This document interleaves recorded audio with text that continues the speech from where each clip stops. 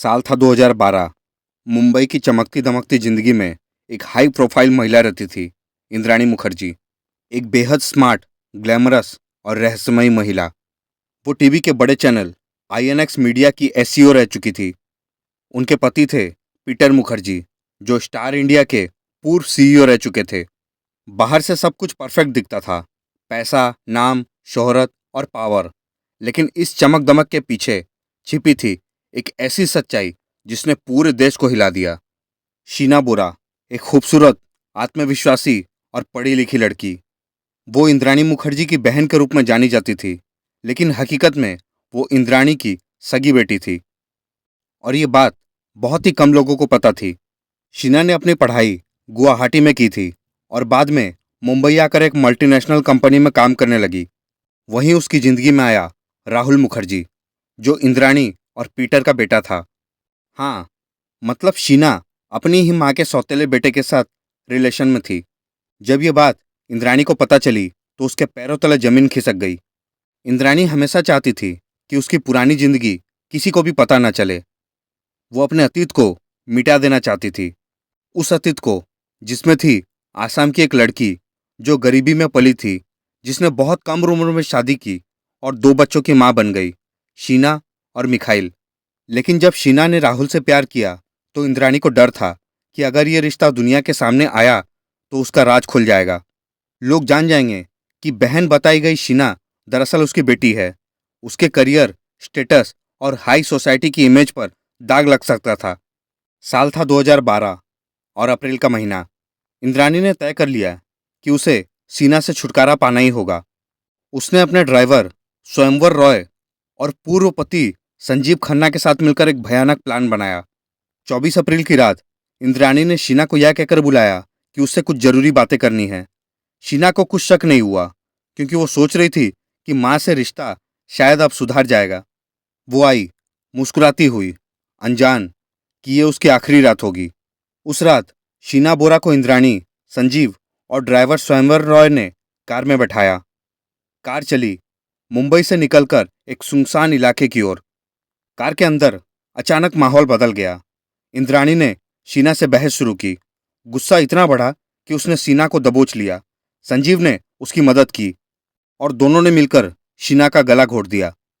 वो पल था जब एक माँ ने अपनी ही बेटी की जान ले ली। शीना की लाश को उन्होंने उसी कार में रख दिया और पूरी रात वो कार मुंबई की सड़कों पर घूमती रही। अगली सुबह वे लोग लाश को लेकर रायगढ़ जिले की एक सुनसान जगह, घने जंगलों के बीच, वहां गड्ढा खोदा गया। लाश को उसमें डाला गया और उस पर पेट्रोल डालकर आग लगा दी गई। झुलसी हुई लाश को वहीं दफना दिया गया, बिना किसी नाम के, बिना किसी पहचान के। मुंबई लौटकर इंद्राणी ने अपने आसपास के लोगों से झूठ कहा कि शीना अमेरिका चले गई। राहुल को भी झूठ बोला गया, शीना ने तुम्हें छोड़ दिया है और अब वो किसी और के साथ है। राहुल ने कई बार शीना को कॉल किया, लेकिन हर बार फोन स्विच ऑफ मिलता। धीरे धीरे सबने मान लिया कि शीना कहीं चली गई है। 3 साल तक इस केस पर कोई बात नहीं हुई, लेकिन साल 2015 में कहानी में नया ट्विस्ट आया। ड्राइवर श्यामवर रॉय किसी और केस में गिरफ्तार हुआ और पूछताछ के दौरान उसने पुलिस को एक ऐसा राज बताया जिसने सबको हिला दिया। उसने कहा, मैडम ने अपनी बेटी को मार डाला था और हमने लाश को रायगढ़ में जाकर जला दिया था। पुलिस पहले तो चौंक गई, लेकिन जब उन्होंने जांच की तो सच सामने आने लगा। पुलिस ने रायगढ़ के जंगलों में जाकर खोजबीन की। उन्हें वहां एक आधी जली हुई खोपड़ी और कुछ हड्डियां मिली। डीएनए टेस्ट में ये सबूत शीना बोरा के निकले। अब सब कुछ साफ था। 2012 में गायब हुई शीना बोरा दरअसल मारी जा चुकी थी। इंद्राणी मुखर्जी, संजीव खन्ना और स्वयंवर रॉय, तीनों को गिरफ्तार किया गया। पूरा देश हैरान था। एक माँ जिसने अपनी ही बेटी को सिर्फ इमेज बचाने के लिए मार डाला। जांच के दौरान पता चला कि पीटर मुखर्जी यानी इंद्राणी के पति को भी इस पूरी साजिश की जानकारी थी। पुलिस ने उसे भी गिरफ्तार किया। हालांकि पीटर ने कहा उसे कुछ नहीं पता था, लेकिन कई सबूतों ने दिखाया कि वो इस मामले में अनजान नहीं था। आईएनएक्स मीडिया, पैसे का खेल और पारिवारिक झगड़े सब एक दूसरे से जुड़े हुए थे। केस हाईकोर्ट तक पहुंचा। हर गवाह, हर सबूत और हर बयान ने इस कहानी को और जटिल बना दिया। इंद्राणी ने कई बार अपने बयान बदले। कभी कहा उसने नहीं मारा, कभी कहा कि संजीव और ड्राइवर ने मारा। लेकिन डीएनए रिपोर्ट्स, कॉल रिकॉर्ड्स और ड्राइवर के इकबालिया बयान ने उसे झूठा साबित कर दिया। 2015 से 2022 तक केस चला। इंद्राणी ऑथर रोड जेल में रही और साल 2022 में उसे बॉम्बे हाईकोर्ट से बेल मिल गई। अब भी यह केस पूरी तरह से बंद नहीं हुआ है।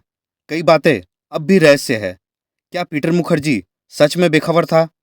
क्या हत्या का कारण सिर्फ इमेज था या पैसों का कोई राज छिपा है? एक माँ, एक बेटी और एक अधूरी कहानी। इस केस ने पूरे देश को सोचने पर मजबूर कर दिया। एक माँ जिसने अपने बेटी को जन्म दिया, उसी ने उसकी जान भी ले ली। क्यों? क्या समाज में स्टेटस, पैसा और शोहरत इतनी ज्यादा जरूरी है कि रिश्तों का खून हो जाए? या फिर इंद्राणी के अंदर कहीं गहरी ईर्ष्या थी कि एक जवान, सुंदर बेटी जो उससे पीछे छोड़ सकती थी? आज भी जब शीना बोरा मर्डर केस का नाम लिया जाता है तो हर किसी के मन में यही सवाल उठता है, क्या कोई माँ ऐसा कर सकती है? इंद्राणी आज बाहर है, बेल पर, लेकिन उसकी जिंदगी पहले जैसी नहीं रही।